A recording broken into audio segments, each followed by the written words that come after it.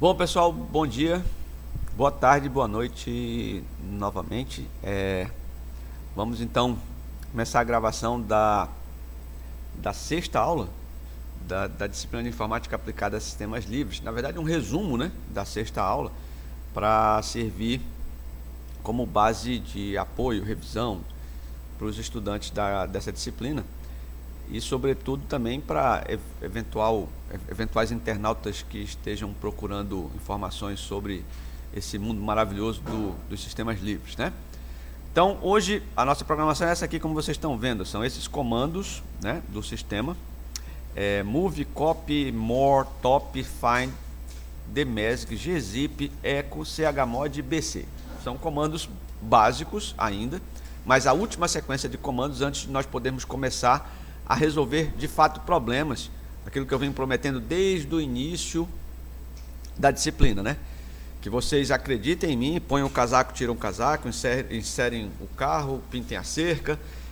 A partir da próxima aula nós já vamos então ver como que a gente pode juntar todos esses comandos para resolver, para dar sentido a eles, né? Porque às vezes você fica falando de comando aqui, aí para que eu vou usar isso e tal? Aguarde e confie, certo? Vamos ver só mais esse conjunto de comandos aqui. Então vamos começar de novo para a gente não perder o foco, como é um resumo de uma aula que já houve presencialmente. Nós vamos então, vamos tentar não passar de 30 minutos, né? Embora a última aula tenha dado 37 minutos, mas vou tentar não passar dos 30 minutos nessa, ok? Então vamos ao resumo de cada um desses comandos. Bom, o primeiro seria o comando mv. Então, para que serve o MV? O MV serve para mover um arquivo de um lugar para outro. Então, o conceito de mover é o mesmo usado no nosso dia a dia, né? Então, mover significa dizer tirar de um local e levar para outro. Portanto, quando eu movo, não existe mais, o que eu movi não existe mais no local original, e sim vai existir só no local novo, né? E o comando seguinte é o copy, que na verdade faz uma cópia, deixa o original onde está e copia para um outro lugar. Você faz exatamente uma mantém em duplicidade aquele arquivo ou aquela pasta. Muito bem, então vamos ver na prática. Eu vou criar um arquivo aqui chamado, por exemplo, na verdade uma pasta, um diretório, chamado, sei lá, aula 6, certo? Então, mkdir aula 6, já aprendemos o mkdir, não é? Agora, supondo que eu queira mover, por exemplo, esse arquivo visual.tar, certo? Para dentro da pasta aula 6. Então, eu faço exatamente esse comando aí, ó. mv, move, o nome do arquivo e para onde eu quero movê-lo. Então, fica exatamente dessa forma. Quando eu der o Enter aqui, ó, ele moveu. Se eu fizer o ls de novo aqui, ó, ls-l, não existe mais o visual.tar. Você pode dizer, Cláudio, mas tem aqui, olha ele aí. Não, preste atenção que no sistema Unix-like, que é o Linux, né? Ele é case sensitivo, ou seja, letra maiúscula difere de letra minúscula. Então, o que eu movi foi o arquivo visual com tudo minúsculo, tá vendo? .tar. E esse arquivo que tem aqui é o visual.tar com o V maiúsculo, é diferente. Então, aquele visual tudo minúsculo não existe mais. Se você fizer, então, um cd para dentro do diretório aula 6 e fizer um ls-l, veja que o arquivo está lá. Então, eu copiei, certo? Se eu quiser, então, mover esse camarada de novo daqui para o diretório anterior, ou seja, para o diretório home do aluno, veja que eu estou no diretório aula 6. Quero mover para o diretório anterior, já vimos isso em outra aula. Como é que é o diretório anterior? O nome dele no sistema é sempre ... diretório imediatamente anterior ao que eu estou. Então, move, nome do arquivo, para onde eu quero mover. Veja que ele moveu. Se eu fizer um ls-l, não existe mais o visual.tar aqui. Volto para o diretório anterior e comprovo que o visual.tar, tudo minúsculo, realmente voltou para o diretório original. Veja que eu usei o move duas vezes, um para mover para uma pasta, mover o diretório, o arquivo visual.tar para uma pasta, depois movi de novo para a pasta original, ok? Esse é o move. O copy cp, o nome do arquivo, só muda isso, ó, nome do arquivo visual.tar para dentro da pasta para onde. Veja que não precisa ser nem este arquivo e nem essa pasta, tá, gente? Isso é só exemplo que eu estou dando. Então pode ser qualquer arquivo, mover qualquer arquivo para qualquer pasta, tá certo? Só para deixar bem claro isso. Então veja que ao fazer esse comando ele copiou, mas ele, por ter copiado, ele deixou o arquivo aqui, ó, o original. E ele fez uma cópia dentro do aula 6, como vocês podem ver aí. Ok? Então, sem mais delongas, certos de que ficou claro essa explicação, considerando que já foi explicado também na aula, vamos passar para o comando more. O comando more, ele serve para quê? Imagina o seguinte, vamos colocar, deixa eu tentar fazer aqui, encontrar um arquivo bem grande aqui, asterisco.pdf, por exemplo. Pegar esse jesuila.pdf, tá? De novo, ele aqui. Se eu fizer um cat no jesuila.pdf, você sabe que o cat mostra o que tem dentro de um arquivo, né? Bom, como ele mostra o que tem dentro de um arquivo, ele vai mostrar na tela tudo que tiver lá dentro. Aí, olha só o que é que vai acontecer aqui, ó. Vai mostrar um monte de coisa, né? Do Jesuila. Olha, um monte de coisa, certo? E não vai acabar nem tão cedo. Veja, passou um monte de coisa para cima, né? Escolher um outro arquivo, por exemplo. Deixa eu ver se tem algum ponto doc aqui que talvez fique melhor. Não tem. Um arquivo que seja maior um pouquinho. Deixa eu ver aqui. Vamos tentar ou escolher esse pacote 1.tar. Deixa eu ver aqui, ó. Ou melhor, pacote 1 não, é pt.tar. pt.tar. Veja que vai mostrar um monte de coisa na tela, né? Tá, se isso fosse um texto, dificilmente eu conseguiria ler, né? Então, o more serve para quê? Se eu quiser, se o arquivo for muito grande, eu posso simplesmente tirar o cat e botar aqui, ó, more. O que é que ele vai fazer? Presta atenção, ó. Ele mostra coisa que eu nem vi. Isso aqui não deu tempo de eu ver, que é o cabeçalho do arquivo. Que arquivo? Aquele arquivo pt.tar. Olha o cabeçalho dele. Aí. Eu não vi. Não dá para ver com o cat, porque ele não para. O more, ele enche uma tela e para. Aí, como é que eu vejo a próxima tela? Barra de espaço. Ó. Aí, próxima tela. Próxima tela. Sempre batendo na barra de espaço, eu vou passando para a próxima tela. Veja que aqui eu consigo ver as coisas, né? No outro eu não consigo ver, porque se eu fizer o cat, ó, ele passa tudo de uma vez. Então o more serve para mostrar o conteúdo de arquivos, né, ou a saída de comandos de forma tela a tela, de forma pausada, tá certo? Para isso que serve o more. Então, além de usar para ver conteúdo de arquivo, o more pode ser usado também para pausar saída de comandos, né? Então vamos imaginar o seguinte, lembra daquele ls-lr maiúsculo barra que a gente fez numa das aulas passadas? Nota que esse comando aqui é um comando que tem uma saída muito grande. Se eu fizer isso aqui, ó, dificilmente eu vou conseguir ver tudo, né? Então, o que é que eu posso fazer?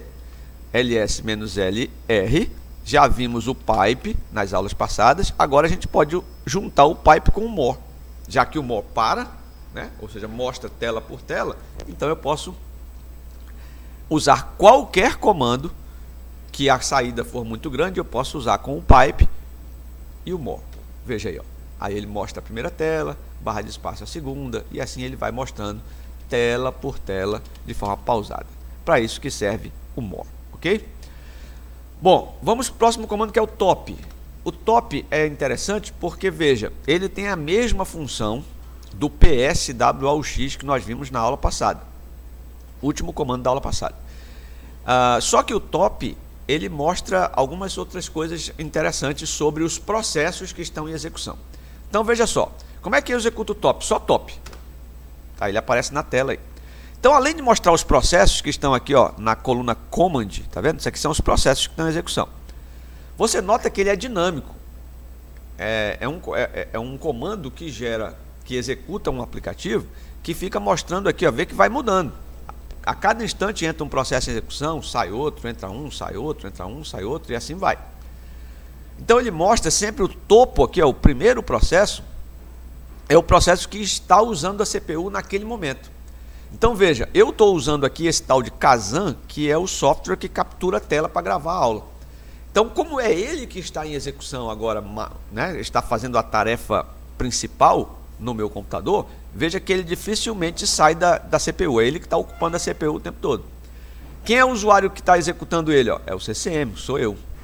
Qual o número do processo? É esse aqui. Todas essas informações o PSWOX mostra, mas ele não mostra quem está usando a CPU naquele momento e quanto que está consumindo da CPU. Veja só, o Kazan, que é o software que faz a captura da tela para mim aqui, para eu gravar a aula, está usando nesse momento 50% da minha CPU, tá vendo? Agora pulou para 48.8 e está usando 1.8 da minha memória RAM. Então isso o PS não mostra em tempo de execução. É isso que precisa ficar claro, tá certo? Além disso, ele mostra informações aqui em cima, como por exemplo, total de programas em execução, né? Quantos estão rodando simultaneamente, aí veja, fica 1, 2, né? Quantos estão dormindo, quantos estão parados e quantos estão zumbis, aqueles que já morreram e esqueceram de cair, ou seja, eles morreram e não encerraram ainda. É um conceito que existe em sistema operacional, que é um estado do processo onde ele já morreu, ou seja, já foi encerrado, quer dizer, ele já terminou sua execução, mas ele ainda não saiu da lista de processos a serem executados pela CPU. Então ele fica ali como um morto-vivo, né? E uma coisa interessante para vocês notarem aqui, que é legal para ver, que aqui dá para perceber o que às vezes a gente fala, quando está falando lá em fundamentos de informática, fala o que é processador com 2 núcleos, com 3 núcleos, 4 núcleos, né? Quando você tem um processador só, com um núcleo só pode executar um programa, uma tarefa a cada tempo. Se você observar para essa minha linha aqui, você vai ver que vai existir momentos em que vão ter 3, 4 tarefas rodando. Ali tem 2 agora. Voltou para uma. O que significa dizer isso? É que o meu processador aqui, na verdade o processador dessa máquina, ele tem 8 núcleos dessa máquina que eu estou trabalhando. Então ele pode ter até 8 processos ou 8 tarefas simultaneamente sendo executadas, né? Mas você nota que, como não está sendo necessário, o máximo que já apareceu ali foram 3, pelo que eu vi, tá certo? Mas isso garante aí aquela história de que um processador com vários núcleos equivale necessariamente, pode ou permite, né, na verdade, que um sistema execute de verdade tarefas paralelas, ou seja, tarefas executando simultaneamente de forma verdadeira. Mas se ele tem um núcleo só, não, ele vai ter sempre uma tarefa a cada tempo, beleza? Então esse é o bendito top. Agora vamos para o find. O find é um comando que procura por arquivos dentro do teu disco. Então, como é que funciona? Supondo que você queira saber todos os arquivos que tem extensão, ou seja, que termina com .doc, que é o arquivo que o Word faz, né? .doc. Então, como é que você faz? Você não sabe quais são os arquivos que tem aqui, quais são os nomes deles, você só quer saber quais são os que tem .doc no final. Então, você faz assim, ó, find, procure, a partir do diretório raiz, /, aí põe "-name", aí entre aspas, o que você quer procurar. Então eu quero procurar o quê? Qualquer coisa que termine com .doc. Bom, aqui vale lembrar, em computação existem alguns caracteres que são chamados metacaracteres, que são usados para simbolizar outras coisas. O asterisco é um deles. O asterisco simboliza tudo, qualquer coisa, certo? Então aqui eu estou dizendo o seguinte, ó, não me interessa o que vem antes do .doc, pode ser qualquer coisa. Então, asterisco. Agora, depois de qualquer coisa, tem que vir .doc. Então, colocando isso entre aspas, o computador ou o sistema vai perceber que eu estou atrás de qualquer nome de arquivo que não me interessa o que tem antes do .doc. Basta que tenha .doc no final, certo? E depois eu coloco o "-print". Aí você vai notar, "-print" para imprimir na tela, você vai notar que o resultado do comando é este aí, ó. Ele vai achar tudo, claro que, deixa eu rodar aqui como superusuário, para não dar essas mensagens de erro de permissão, né? Porque como eu pedi para ele procurar em todo o diretório, então vamos lá, tem determinadas pastas que eu, como usuário comum, não tenho direito de ver, né? Não tenho privilégios para olhar dentro. Então vamos lá. Procure desde a raiz o que tiver asterisco .doc e -print. Aí veja que ele vai procurar, veja que ele vai listar o quê? Tudo que tem .doc. Então, todo o meu texto, todo o meu computador, só existem esses arquivos aqui .doc. Se eu quisesse agora, só para unir uma com a outra, se eu quiser saber uma aula com a outra, né? Quantos arquivos tem .doc na minha máquina? Era esse mesmo comando aqui serviria. Bastava eu colocar aqui wcpipe, né? wc-l. Aí ele iria procurar tudo, iria contar para mim, ó, tem 8 arquivos, porque tem 8 linhas. Tá? Claro que ele está contando com essa linha desse find aqui, que aí, óbvio, que a gente teria que, o comando teria que melhorar, né? Porque senão ele iria dar um falso positivo aí. Mas enfim, é só para você saber que esses comandos eles podem ser emendados um no outro para resolver problemas extremamente complexos, entendeu? E que já, na próxima aula, a gente já vai começar a resolver. Beleza? Então o find serve para isso. Agora vamos ao demesg. O demesg é muito simples. O demesg serve para mostrar as mensagens do sistema. O sistema Linux, ele guarda tudo que é feito no sistema, ele guarda no que ele chama de log, ou registro de mensagens no sistema. Então o demesg, a saída dele é essa aí, ó. Ou seja, todas as mensagens que o sistema dá de reconhecimento, de erro, do que for, acontece aí. Quando você coloca um pendrive no sistema, ele reconhece aqui. Então, se você quiser saber assim, o demesg basicamente é usado para isso, né? Quando você enxuxa um pendrive na porta USB, ou uma webcam, ou um microfone, aí o seu sistema não reconheceu. Aí diz, poxa, não reconheceu por quê? Porque não abriu a tela com o pendrive, né, com o conteúdo do pendrive. Às vezes não é que não reconheceu, é que o pendrive não está formatado, alguma coisa desse tipo. Para você ter certeza se ele reconheceu ou não, você dá o demesg. Aí ele vai mostrar aqui, veja só. No meu caso, ele reconheceu, deixa eu ver aqui, ele reconheceu o SDB várias vezes, ó, tá vendo aqui, ó, SDB, que é o meu segundo disco, é como se fosse o meu pendrive. Então eu já sei que eu tenho um SDA, que deve estar aqui em cima, né, deve ter sido reconhecido aqui em cima, lá atrás no momento do boot, provavelmente deve estar por aqui, né? Mas tenho um SDB também, que foi reconhecido aqui, ó. Tá? Então ele mostra sempre as mensagens do sistema operacional, todas elas. O que acontecer com o sistema ou no sistema é mostrado dentro de um arquivo de log e o demesg lê esse arquivo de log. Tá, beleza? Jóia. Bom, vamos para frente. Demesg é simples assim. Agora vamos para o gzip. O gzip, pessoal, lembra do tar, não lembra? Bom, se não lembra, vamos aqui. Imagina, deixa eu sair aqui do root. Imagina de novo o mesmo exemplo que eu dei na aula passada. Supondo que eu queira criar um arquivo, vou até remover esse arquivo teste aqui, ó, teste.tar, não vou remover nada não. Suponho que eu quero pegar todos esses arquivos visual aqui, ó, começa com visual, e juntar tudo. Veja, o tar, como eu falei, não compacta, ele junta. Então como é que a gente fez lá na aula passada? tar-cvf, nome do arquivo, chama teste1.tar, importante é ter tar no final, né? E aí coloco lá, visual, lembra do asterisco?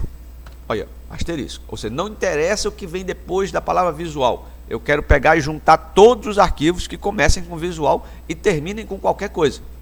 Veja o que acontece, ele vai juntar 3 arquivos, dentro do arquivo teste1.tar, aí veja só o teste1.tar lá. Só que olha o tamanho dele, vou até dar um ls-lth, ó, tem 20k de tamanho, pequeno, tá, mas agora tem 20k de tamanho porque foi a junção dos arquivos, né, dos arquivos que começam com visual. Se eu quiser de fato compactar, aí agora eu faço assim, ó, gzip e o nome do arquivo que eu quero compactar, no caso teste1.tar, que já é a junção de vários arquivos, certo? Então juntei primeiro com tar, agora eu vou compactar com gzip. Aí preste atenção que depois o resultado é um arquivo com o mesmo nome, com .tar, só que o sistema colocou o gz no final, que é para dizer que ele foi compactado com gzip. Preste atenção no tamanho dele. Ele tinha alguns K, né? Quando eu compactei, ele ficou com 790 bytes. Quer dizer, agora sim houve uma compactação. Beleza? E como é que eu faço então para descompactar? Você pode perguntar para mim. É o mesmíssimo comando, só que você usa a opção "-d" de dado, no caso D de decompress, que é para descompactar, não é? E coloca o nome do arquivo. Só que o nome do arquivo que está compactado agora não é teste1.tar, né? É teste1.tar.gz. Aí quando eu fizer isso, o que é que ele faz? Ele simplesmente volta para o estado original, tira o GZ do final do nome do arquivo e descompacta ele. Viu que tinha 790 bytes? Descompactado, ficou com 20K. Tá? Então o gzip serve justamente para isto.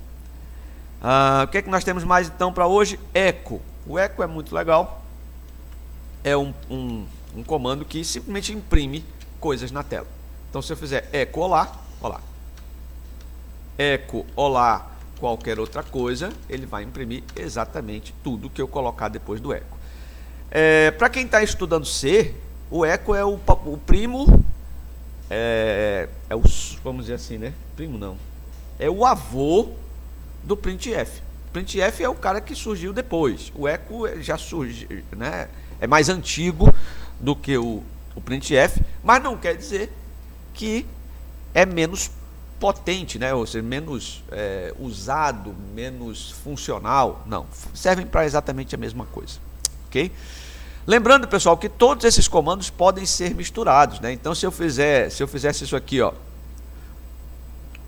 echo olá, olá, e colocar maior HHH, não vai sair nada na tela. Mas se eu usar o pico ou o cat, como quiser, né, e editar o HHH, vai ter o olá lá dentro. Se eu fizer cat HHH, também. Se eu fizer more HHH, também. Então, veja que é o que eu digo sempre. Às vezes as pessoas me ouvem falando assim, pô, mas como é que você decora tanto comando assim? Não decoro, não. Porque, veja, eu mexo com esse sistema aí, tem pelo menos, fazer as contas aqui, rápido, pelo menos 30 anos, eu acho. 30. Eu tenho 46, né? 46 anos. Então, 30 anos mexendo com isso. E os comandos não mudaram. Então, são os mesmos. Mas, mesmo assim, tem comando que, às vezes, eu não sei a sintaxe dele, mas aí eu apelo para quê? Para o man, nome do comando, apelo para o Google, entendeu? Mas eu preciso saber que existe o comando, que é possível fazer. Essa é a grande expectativa que a gente tem com a turma do primeiro ano aqui do Informática Aplicada. É você saber que tem e que é possível e que a informática, como você conhece, não é aquilo, não é aquela visão que você tem de usuário. É uma visão que você tem, que você pode ter de um técnico. Né? Então essa é a ideia por trás desses comandos aqui, não é que decore nada. Bom, então vamos para os dois últimos comandos. Vou pular, vou fazer o BC antes do chmod. Tá? O BC, pessoal, é um comando simples, porque ele faz conta, é como se fosse a calculadora do sistema. Então, você dá BC, ele fica esperando você digitar alguma coisa aqui. Aí você pode fazer 10 mais 10, ele vai dizer 20. Aí você coloca 19 vezes 19, aí ele vai dizer 361. Você coloca 19 dividido por 9, ele vai dizer que é 2. Aí você vai dizer, por que 2, Cláudio? Não é 2 pontos, só vai mostrar aqui inteiro, ele vai truncar para a parte decimal. Tá? Tem como fazer? Tem, mas nós não vamos ver agora, beleza? Vamos ver só contas inteiras, ou seja, resultado de contas inteiras. Tá? Então o BC serve para isso. Aí você pode dizer assim, Cláudio, mas que besteira esse BC, hein? O que é que a gente... Para sair é quit, tá? Só para saber. Mas grave isso, porque vai chegar um momento que você vai precisar fazer umas continhas. Conta de aritmética simples, 2 mais 2, 3 mais 3 e tal. Só que você vai precisar fazer de forma não interativa. Né? Você não vai usar assim, eu quero... Não, você vai fazer de forma automática. Vai precisar fazer de forma automática e fazer com que o programa ou o computador mesmo faça essa conta para você. E aí, se não souber o BC, não vai rolar. Tá? Só para você ver, por exemplo, você pode fazer assim, para juntar comandos. Ó, você pode fazer echo 10 mais 10 pipe BC. O que é que vai acontecer nisso aí? É o mesmo, quer dizer, você vai ter a conta, o resultado 20, né? Só que sem chamar o BC e digitar 10 mais 10. Você já teve aqui 20. Ó. Aí se eu botar 10 dividido por 10, aí vai dar 1. Veja que o que é que eu fiz? Fiz um eco. O eco não imprime na tela? Imprime. O pipe não faz a junção de comandos? Então, eu estou pegando o que sairia na tela. Em vez de sair na tela, eu estou dizendo, ó, joga lá para dentro do BC para ele se virar. E aí ele se vira, pega esse 10 dividido por 10, que era exatamente o que eu ia digitar para o BC lá, e faz a operação aritmética e me dá o resultado. Tranquilo? Muito bem. Bom, vamos para o último comando. Esse comando é um tanto mais complicado de explicar, mas como eu já expliquei na sala, eu vou correr aqui até para não passar muito de 30 minutos, que foi a minha meta de cada resumão de aula, né? Então vamos lá, é o chmod. Veja, quando você fez o ls-l, você lembra que a gente viu que aqui tinha o ls-l, mostra um monte de coisa. Na última coluna aqui mais à direita, o nome dos arquivos e pastas. Aí depois vem ano de criação, dia de criação, mês de criação, tamanho. Aí tem aqui o grupo ao qual o arquivo pertence, o usuário ao qual o dono, né, do arquivo. Aí tem aqui a quantidade de links, que a gente não vai estudar isso, o que é que significa isso agora. Mas aí tem esse monte de letrinha aqui no início, na primeira coluna. Bom, pessoal, esse monte de letrinha, tentar explicar aqui da forma mais resumida possível, porque a gente já gastou um tempão na aula lá, né? Olha só. Bom, primeiro, quando tem D na frente, é diretório, já vimos, né? Agora você vê que depois do D tem... Deixa eu só fazer uma coisa aqui antes. chmod 777 aluno, só para te mostrar uma coisa aqui. Veja, já vou usar o more aqui, né? Veja só, olha como é que ficou lá o aluno. Ó. Eu tenho a primeira linha, RWX, aí depois aqui repete RWX e aqui repete RWX. O que é que a gente pode concluir? Que são 3 conjuntos de 3 letras. Até aí tudo bem, né? Tá. Mas se repetem. Se repetem, significa dizer que a cada conjunto de 3 letras, cada conjunto de 3 letras é responsável por definir um conjunto de permissões para o arquivo. Tá? Então é definido assim, ó. O primeiro conjunto de 3 letras são as permissões, que já eu digo quais são elas, para o dono do arquivo. Então quem é o dono do arquivo? CCM. Tá? O segundo conjunto de 3 letras são as permissões daqueles usuários que não são CCM, mas que pertencem ao mesmo grupo de usuários do CCM. Né? Aí qual é o grupo de usuários que o CCM pertence? Ao grupo CCM. Veja, que se eu quiser que alguém tenha as permissões sobre os meus arquivos, eu posso colocar esse alguém, esse outro usuário, dentro do mesmo grupo ao qual eu pertenço. Mas vamos esquecer isso por enquanto. Né? Vamos trabalhar da seguinte forma. O primeiro conjunto de permissões são as permissões do proprietário do arquivo. O segundo e o terceiro são as permissões das outras pessoas que não são o proprietário. O dono do arquivo. Tá? Beleza, se entendeu isso, vamos às letrinhas. A primeira letrinha, que é o R, quer dizer permissão de read, leitura. O W, permissão de write, que é escrita. E o X é permissão de execução, execution. Tá? Então, quando você tem RWX, significa dizer que o cara pode fazer tudo. Óbvio que aí você deve ter notado que o usuário CCM pode fazer tudo sobre a pasta aluno. Pode ler, escrever e executar. Ora, o que é ler e escrever? Ler, o cara só pode ver, não altera. O W, ele pode ler, pode alterar, inclusive apagar. Certo? Remover. E o X, ele pode executar. Aí você pergunta, Cláudio, como é que o camarada pode executar uma pasta? No caso, ele está com permissão de execução, mas isso aqui é uma pasta, né? Olha o Dzinho ali. Não é um D aqui? É. Como é que ele pode dizer? O que é executar uma pasta? O que é que significa executar uma pasta? Executar uma pasta, o direito de executar uma pasta é o direito de entrar nela. Então, da forma que está aqui, todo mundo tem direito para fazer tudo aqui. Certo? Todo mundo tem direito de fazer tudo. Então, vamos fazer o seguinte. Vamos imaginar que eu sou usuário CCM. Então, eu posso fazer tudo e todo mundo pode fazer tudo. Então, deixa eu me transformar em outro usuário aqui, ó. Eu vou me transformar no usuário aluno. Vou dar a senha do aluno, porque eu também tenho. Então, veja que agora eu sou usuário aluno. Vou entrar, veja que o meu PWD aqui me mostra que eu estou no diretório do aluno. Então, vou entrar /home/ccm. Opa, já deu permissão negada. Por que deu permissão negada? Porque eu não sou CCM. Então, vamos voltar aqui, ó. Voltar aqui. Vamos ver como estão as permissões da pasta CCM, antes da pasta aluno dentro do CCM. Vou dar um cd ponto. Dá uma olhada como é que estão as permissões aqui, ó. Opa, veja, é uma pasta, mas só quem tem RWX é o primeiro conjunto. O restante está tudo com tracinho. Portanto, ninguém, companheiro, consegue nem sequer dar CD para minha pasta. Agora, se eu alterar isso aqui, colocar assim, ó. Como é que eu uso então? Como é que eu faço para alterar essas permissões? chmod é o comando. E aí, veja, tem 3 números. Se eu quero dar, vou usar aqui, ó, 777 CCM, só para a gente explicar. O que é o 7? O 7 é o conjunto de permissões,